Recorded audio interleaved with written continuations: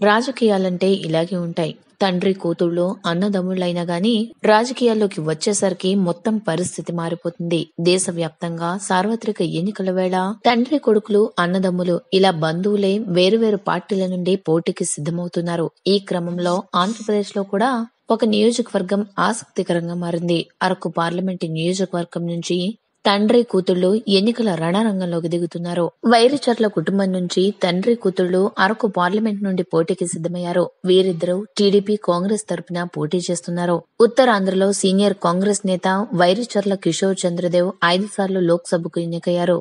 ఒకసారి రాజ్యసభ సభ్యునిగా కూడా చేశారు. దాదాపు 30 ఏళ్ల పాటు పార్లమెంట్ లో ఉన్న వైరిచర్ల కిషోర్ చంద్రదేవ్ ఇటీవల తెలుగుదేశం గూటికి చేరి ఆ పార్టీ తరపున ఎన్నికల బరిలో నిలిచారు. అయితే తన తండ్రి టీడీపీలో చేరిన కూతురు శృతీదేవి మాత్రం కాంగ్రెస్ లోనే ఉండిపోయారు.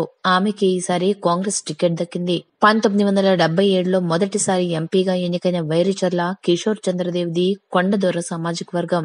ఎస్టీ రిజర్వ్డ్ లోక్సభ స్థానం పార్వతీపురం నుంచి ఆయన గతంలో పోటీ చేశారు. ఆ తర్వాత అరకులోయ నియోజకవర్గం ఏర్పాటు కాగా 2009లో కాంగ్రెస్ తరపున పోటీ చేసి గెలుపొందారు. ఎంపీగా బాధ్యతలు చేపట్టిన తొలినాళ్లలోనే ఆయనకు సహాయ మంత్రి పదవి లభించింది. మైన్స్, స్టీల్, కోల్ మంత్రిగా ఆయన పనిచేశారు.